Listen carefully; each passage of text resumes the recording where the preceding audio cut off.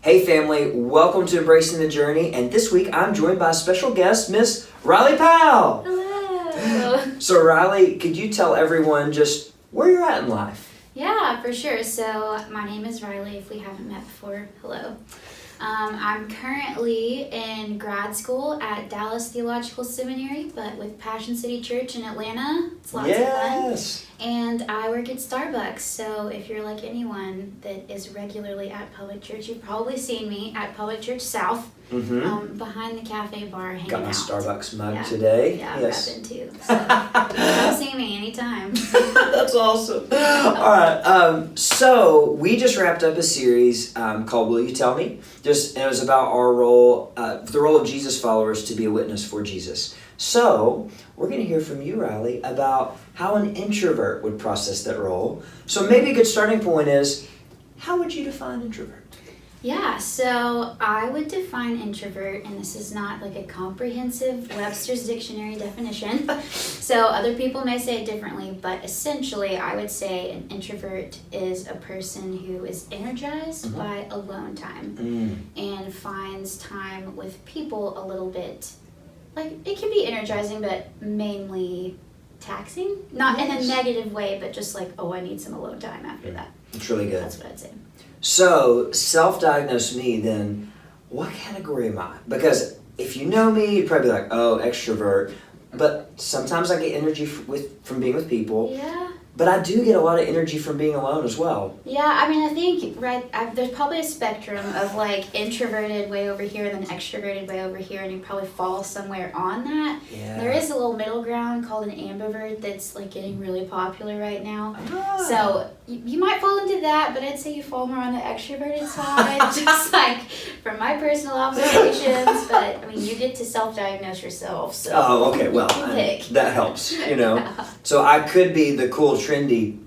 You could be the ambivert. Okay, like really chill. I think you're probably right, though. I think I would lean more towards extrovert, but I definitely need that alone time as well. Yeah. So, all right. So I have some questions here. We're just going to have a conversation about it. And look, if you have questions for Riley, comment, send them. She would love to talk more about this. Hopefully, right? Yes. Okay. So, how would you consider being an introvert a strength, especially when it comes to being a witness? Yeah, okay. I feel like I need to say a precursor, just go ahead and get it out there. I am not favoring introverts over extroverts. I'm just sharing my perspective on it. So if you are an extrovert, please don't think that I am saying you are not any of the things I mentioned.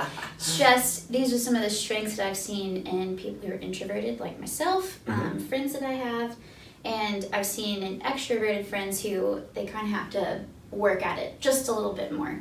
Very well said. It doesn't come as naturally. So for some extroverts it may.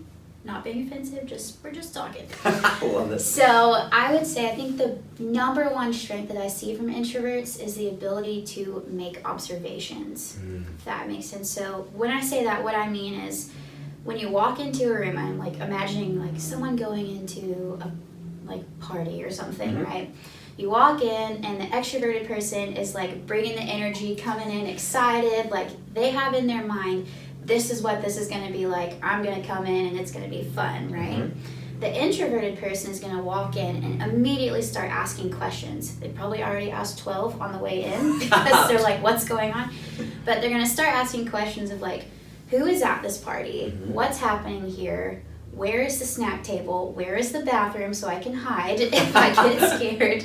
Like they're going to start making observations about the situation that they're walking into because they're not fully aware of like, what do I do when I get in here? Where do I go? Where am I going to feel most comfortable? Those types of things. So I think that introverts have a really incredible ability to take some time to observe what's happening before just taking action or doing anything, if that makes sense. That is really good. Yeah, okay. And you just described me to a T. I'm definitely leaning more towards extrovert. Yeah. You know, I'm walking into a party and I'm like, hey, how are you? Oh, come on, how are you doing? Like I'm just like, I'm kind of setting the tone versus reading the tone. Oh, yeah. And again, not that either one is like better or worse. We need both. I need it. I'm like, somebody else, please take the pressure off me. I need to walk in with somebody who's extroverted so I can just slide in and they get all the attention. And I'm like, I'm just going to over there, snacks, please, thank you. Oh, that is really, really good. So when it comes to like, you're having a conversation with somebody about Jesus or really just about life and you're getting like beneath the surface, how does this is strength that you're observing the environment?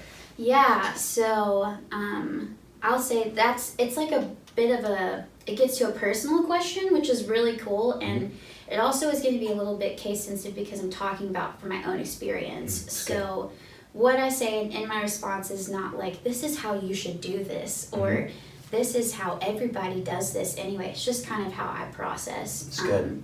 So in a conversation where I'm like trying to talk to somebody about Jesus, there's some underlying things that are already in my brain that are just kind of part of who I am that really help set up the way that I would approach the conversation. So I'm gonna like talk about those for a second, and then I'll kind of like tell you my process. I love it.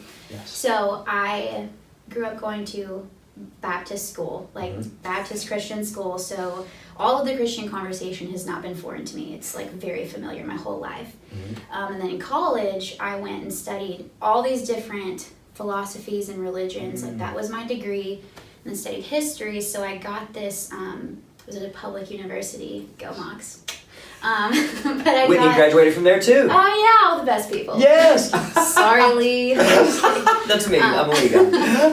So I got to learn about a lot of different worldviews and perspectives from a fairly impartial stance, whereas when I was younger, I had learned all of the Christian lingo and perspective and all of that. So that really molded some of the way that I approached that conversation, simply because of the way I was educated on those things. So it was like, I have kind of a general respect for any worldview, and I hope like we all do. Oh, so good. But it's like, I don't want to make it sound weird, but Christianity itself doesn't monopolize like faith or love or those types of things. It is like presented differently through Jesus and that type of thing, but other people are experiencing things that they would compare to that. Yes. So it's like we need to be able to respect where anybody is coming from just automatically without them having to explain it. So it's good.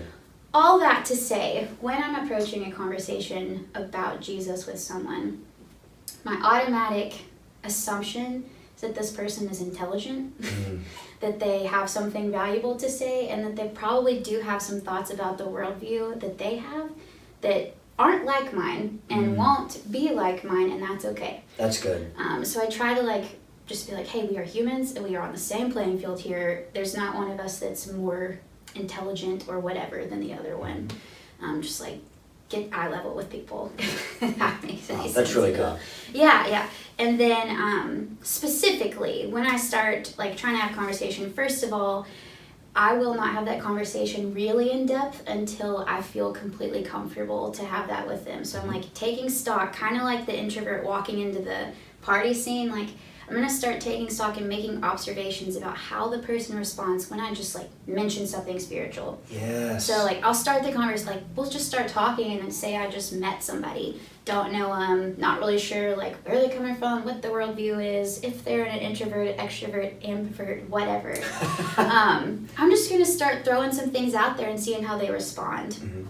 So I'm going to start taking stock of that. So essentially I would just be like, having a normal conversation. And if I say something about like church or Jesus or praying or something that's a very basic spiritual discipline, I'm just going to kind of watch how they respond to it. That's so good. And if they're like, oh, cool, and like that's it, like probably just leave it alone. Like don't go, whatever. And I'll continue to have conversations at separate times in different ways. It's like little building blocks, right? And if, as I'm sprinkling in more and more things, like I'll either get more in depth with the person if they're expressing interest, or if they're just like, yeah, cool, or like start crossing their arms or like pulling back or just their face is blank, just to like, that one.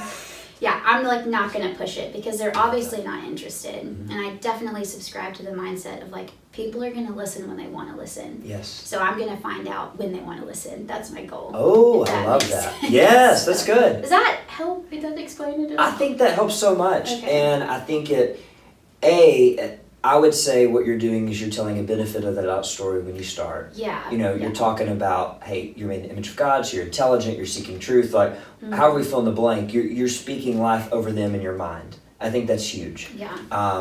And then I love what you're saying about you're going to read them. Yeah. And part of that, like, we might say you're discerning. Yeah. You're discerning, is the Holy Spirit at work here, or is the Holy Spirit not at work? And it's just, I just think it's incredibly wise. I feel like Jesus did that. So that's a lot to learn for me, who sometimes I may push the envelope too much when people aren't ready. But if I would just slow down and listen and observe, it could help me. So yeah, I will say I certainly respect there is an element of urgency in telling people about Jesus. Like, yes. I get that, but I also think that we might have over pressed the urgency a little bit, and we've really turned people off of even wanting to listen, because we've been no, I have to talk and you have to listen, when it's we could probably just listen. It's okay. Yes. And that might show them a lot more than us just talking. So yes, and I agree. And what I would say is, as part of my story, is in response to seeing that, I overcorrected, and then I wouldn't have the small conversations where I sprinkled Jesus in. Yeah. So I think where Jesus has led me is hey, if I love something, I'm going to talk about it. Yeah. So I'm just going to talk about Jesus, just like I'll talk about Starbucks coffee or Whitney and Liam and Oliver. But at the same time, if your eyes glaze over when I'm telling you about Liam and Oliver because you don't have kids, then I'm not going to keep talking about them. Yeah. I'm going to be aware of what you're interested in. Yeah. So I think it's similar. Yeah. Is that, am I tracking with you? Yeah, I think we're tracking. Oh, I love this. We're tracking? I think yes. we're tracking. I think so. All right, so you have said this, I don't use my words as my first means of communicating. Yeah. That's so good. Could you explain that a little bit? Yeah, it really gets back to making observations. So it is very unlike me to walk into a situation and just start talking. If I'm doing that, I'm either horrifically uncomfortable and feel like the social interactions are just going really poorly. So someone needs to save the sinking ship, and I will do it, but it's probably going to sink just a little bit slower. So that's not my first go-to.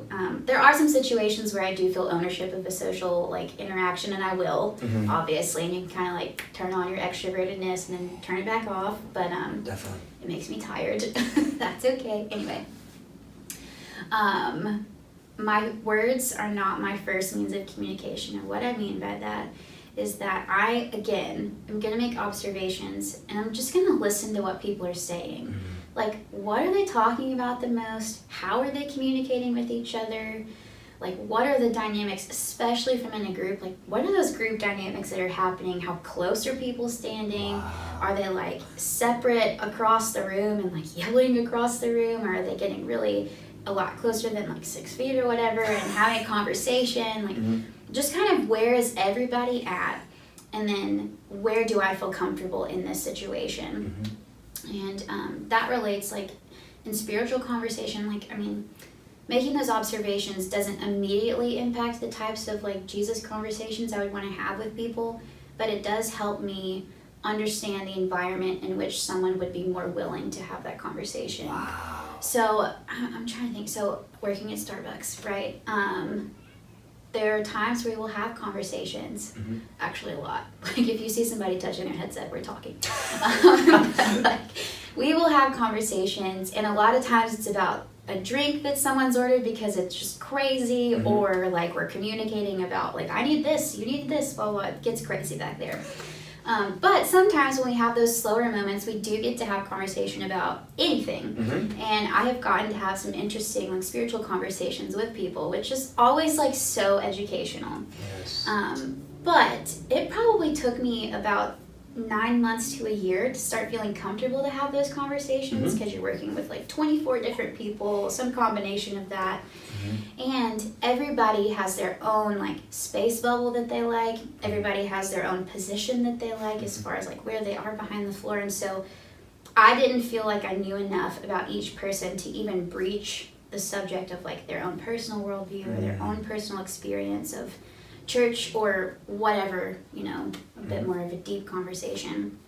But now there's one guy that I like immediately think of, an all-star when he's making drinks, like just so good at it.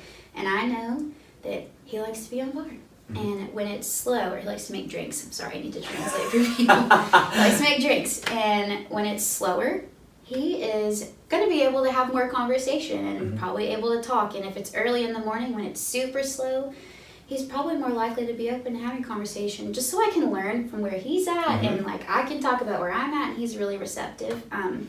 If I tried to have that conversation in the middle of the busiest time, like it's not going to happen. That's so good. It's going to be really uninterested in that because it's like you're distracting me. So did that answer the question? Yes. Okay. I think it's perfect. Okay. And again, it's like you are being so respectful of how people are and or where people are. Yeah. And just noticing all the different ways that they're interacting with each other, the group dynamics, or also that they're interacting with you. And something you said that I want to emphasize, just repeat it for myself and hopefully for you guys, is you said like, you know, I'm noticing where people are comfortable to have the conversation. Yeah. You know, is it just to the side during a shift? Is it somebody I need to sit down and have coffee with? Like, you know, a lot of stereotyping guys, sometimes guys would rather be working on something when they're talking about something serious, you know, but not all guys are like that. So maybe some guys that would want to like sit down. So it's, again, not giving into stereotypes, but observing individual behavior. Yeah. And I will say too, like when I'm making those observations, I'm not making an observation about how I need to change myself to like fit into the setting. That's good.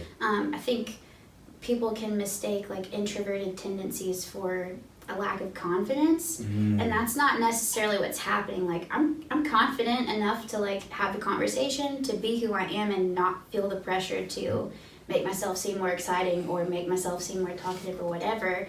I just really am like trying to be as respectful as possible and understand how people interact best. So I'm not encouraging you to like fit yourself into a situation. That's like good. Just be who you are, but also understand that people are trying to be who they are too. Like be respectful of that. So I love it.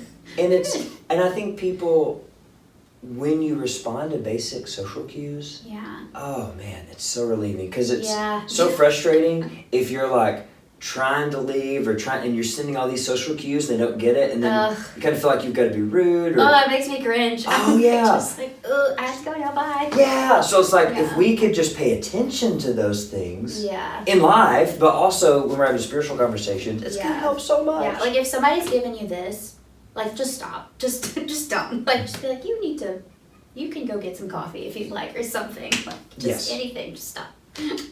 That is so good.